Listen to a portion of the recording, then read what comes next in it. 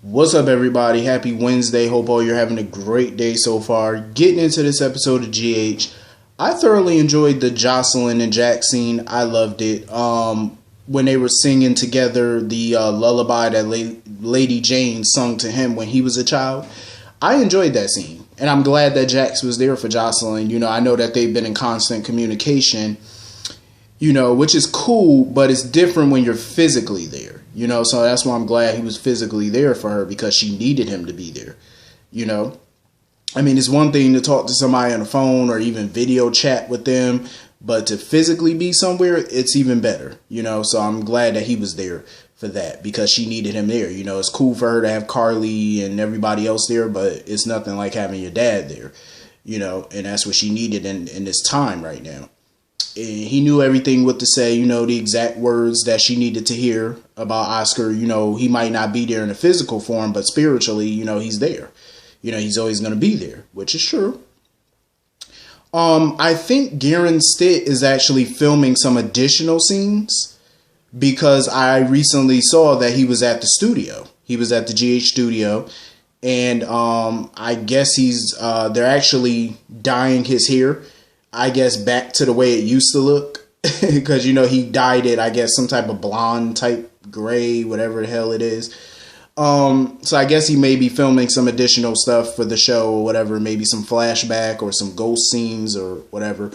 But anyway, it was cool to see Sonny and Jax for the moment be civil towards each other. But I knew it wasn't going to last too long, and of course it didn't, because Jax and Sonny always have to get into a pissing contest every time they're around each other. They both were pretty much being petty with each other. They both were being petty. Sonny basically asking Jax, "Oh, did you have any trouble getting into the country and stuff?" Sonny, shut up. Like, we know that you was being petty. Jax basically told them that for now he's checking into the Metro Court, but he did call Lucy Coe to show him some properties, and apparently Connie's old house, because you remember when Connie was Kate Howard, she had a mansion next door to Sonny's. That mansion is apparently up for sale. I remember the layout to that mansion too, because I remember they filmed scenes in like 2008 when Sonny and Kate were dating. And when they were engaged and stuff, they were filming stuff in that house. So I remember the layout pretty well. I used to love that house too. It was beautiful. Like the living room, the foyer, it was so beautiful. I wonder how it would look now. So if Jax could get that house, I would love to see how the inside looked 10 years later. You know, that'd be hot. So apparently her house is up for sale, and Jax was thinking about buying her house. Now, we all know when Jax said he was going to buy Kate house, her old house, we all knew he did it to piss Sonny off, because he was talking about, oh, maybe me and you gonna be neighbors. He did that to piss Sonny off. He know what he was doing when he said that. And as soon as Jax left, Sonny was trying to be petty and was probably gonna call Lucy to see if he could buy that house. I am so glad Carly tried to stop him from doing that. Like, don't be petty. Don't start that. Like, him and Jax have been beefing for over 20 years now. And it all started, of course, because of Brenda. I'm like, they need to let this go. This little petty ass feud that they had, let it go. Like, Brenda's gone. She's in Europe. Sonny's married to Carly now. What is the beef all about at this point? Like, why are y'all still, like, I understand they're never going to be best friends, but y'all need to let the past be the past. You know what I mean? I mean, Jax has a lot of good reasons for not liking Sonny. I'm not even going to lie about that. And Sonny has his reasons for not liking Jax. You know, they both have valid reasons for disliking each other. But it's like, damn, like, do y'all always got to get into a pissing contest every time you come around each other? It's a little annoying, but fun to watch at the same time, though. But it's like, damn, grow up. Because Jax was that. I'm telling you, Jax was being petty. They both were trying to be, you know, out petty the other person today. I kind of enjoyed it, but it's like, damn, grow up. You know, because it's like, whether they like it or not, they're going to be in each other's life for a very long time. I mean, hell, they've been in each other's life for over 20 years, and you're going to be in each other's life for probably 20 more, you know, until one of y'all are in the grave. You're just going to be a part of each other's life. Your family is intertwined now. So whether you like it or not, you're technically family, you know, not by blood, of course, but technically you're a part of each other's family, whether you like it or not. You're always going to be in each other's life. So anyway, moving on from that. Sam, I'm over this DOD nonsense. I've been over it, but I'm even more over it now. So Jason decides to knock Shiloh out with the gun. Sam tells him to go to the pledge room to go get Kristina's pledge. Jason went in there. There was no pledges. All the papers in the drawer were blank. See, this is why Sam is stupid, because she had ample opportunity before to get the damn pledge. She chose to stand around and be preoccupied by her own file instead of looking for Kristina's. Had she did it that day, they would have had her written pledge. Had she would have done it. But Shiloh would still have the recording though. So getting the written pledge wouldn't mean nothing. You still would need the written pledge and the recording. But now they got nothing. They got diddly squat. All because Sam decided that day to take her precious time and look at her own file instead of doing what she should have went there to do in the first place, was to get Kristina's. So the window of opportunity basically just closed on him. And now they don't know where the hell the pledge is, because he obviously moved it somewhere. Dumb. Just dumb. But Sonny, the way Sonny see it, he was like, now that they got Kristina back, there's no reason to keep Shiloh alive now. The only reason they weren't was because, of course, they were afraid of Kristina breaking down, blaming herself, blaming them, and the DA and all them. But I'm like, even if you kill Shiloh now, you still got to worry about the DA. That's one problem. So Sam came up with some little stupid story talking about some father came in there and ranting and raving, and he knocked Shiloh out. You cannot tell me Shiloh was buying this nonsense. You mean to tell me Shiloh, even though he was unconscious or something, you mean to tell me you did not hear Sam tell Jason to go get the pledge? You mean to tell me you didn't get a glimpse of Jason at all? And you're just buying what Sam tells you? I mean, up until now, Shiloh was always one step ahead of Sam. But you mean to tell me, I mean, if he believing in some of this caca that they trying to sell him, I got some land upstate he could buy from me. I'm just saying, if you want to believe tales. You know what I'm saying? Like, you're believing this nonsense? Like, this whole storyline just needs to end immediately. Expeditiously. It just needs to end. I had just about all I can take. So anyway. Kristina seems to be back to her normal self. Sonny was smart. He told, Alexis that, even though Kristina seems like she's back to normal now, we still need to keep an eye on her. I said, yeah, you do. And Alexis, that's what she was talking to Neil about. She was worried about, Kristina regressing and, trying to tiptoe out in the middle of the night to go back to DOD. I don't blame them because, it looked like Kristina's back to her usual self, whatever that means. But, you never know. It could be an act. So, I mean, well, if you wake up in the morning and she ain't there, then you got your answer pretty much. But Kristina seems like she's back to normal the way she was talking to Valerie and stuff, because she's worried about the pledge that she gave Shiloh. Because she wants to know what legal recourse she can take of getting the pledge back. Valerie basically told her, report it, basically, because it sounds like blackmail, which it is, but she's telling her to report it because it's going to come out to the public.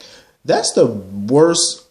That's the dumb advice. It's just stupid. I understand why Valerie told her that, because, she's a cop, so it's like, she ain't going to tell her to do nothing illegal to get it back, of course, but that's just stupid advice, like, just dumb.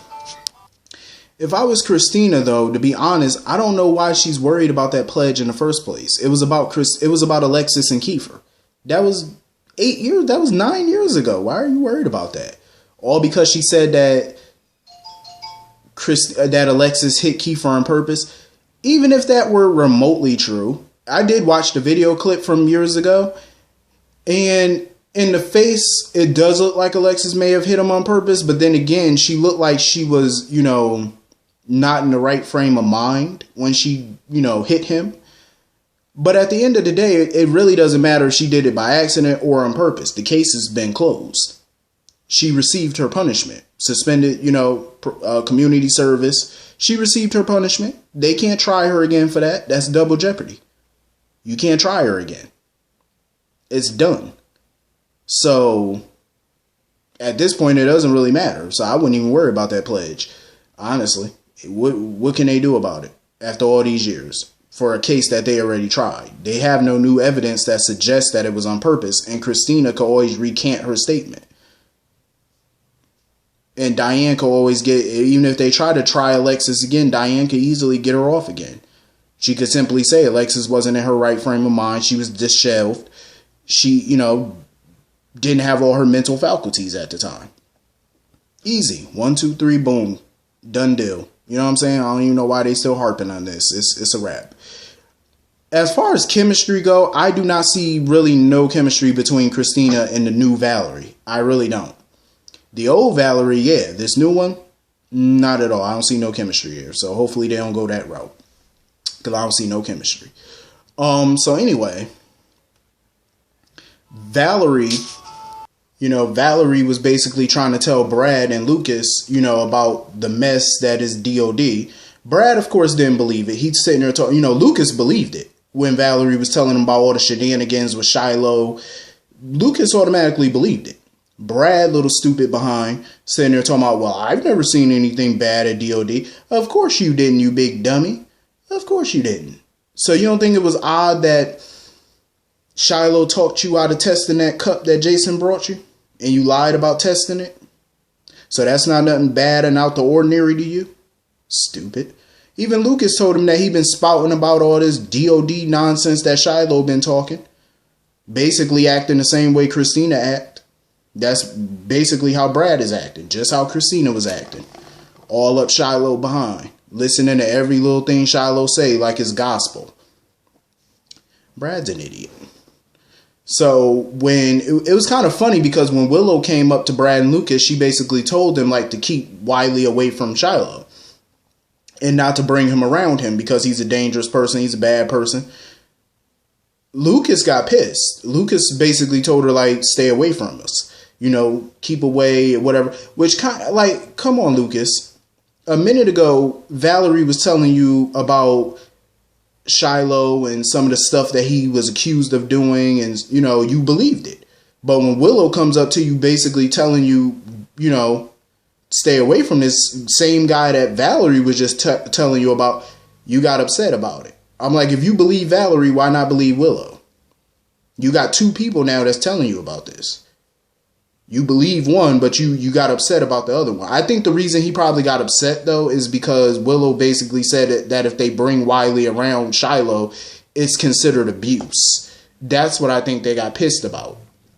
Especially Lucas, because Lucas, he felt probably she was taking things too far, because that's not abuse to them. I wouldn't see it as abuse, but I do feel like they should listen to her as a word of caution not to bring him around, because obviously she wouldn't be telling you this if it wasn't serious, because she's all about protecting Wiley and making sure that, Shiloh never finds out that she got pregnant with his kid. So it was about time that she finally told Chase the truth, that Wiley is really her child, so she thinks. I feel super bad for her when she find out that her actual child died. I feel bad for her. I cannot wait for that scene, though, because I think it's going to be emotional. I heard that the whole baby swap story, I guess, was supposed to come to an end at the nurses' ball. Hopefully it does, because I'm so sick of this. Listen, y'all know I do not like baby swap stories. I find them to be repetitive and stupid. And it's such an old soap cliche, and it's at this day and age, it's can we just stop with it? Because it gets boring because they drag it too much. And it gets very boring. So, anyway, moving on from that. I like the friendship between Drew and Curtis. I love it. And, I'm glad that, Drew is there for him. Well, Curtis is there for Drew in his time of need. And, Drew obviously was worried about Jordan, and he wants to help in any way that he can. And I also love the scene where Kim gave him that glazier or whatever it was, like a star glazier or whatever that once belonged to Drew, I guess, back in the day, and she gave it to him. That was pretty dope. Because Kim was pretty much worried about what Oscar left at the DOD house. So she called Shiloh wanting to meet with him. I'm actually looking forward to that meeting because I want to see what's going to be said. And I know what's funny? Somebody mentioned in my comments, I wanted to bring this up. Somebody said that they think Jax is a part of DOD. Are you serious? Jax a part of DOD? Come on now. I know what they say on soaps, anything is pop. Jax, come on. No, hell no. No. Jax got way more sense than that to be a part of that mess. But anyway, I think that's everything in episode. Yeah, I think that's everything. Anyway, hit the comment section. Let me know what y'all thought about today's episode. I will see y'all all later. Have a great day. Peace.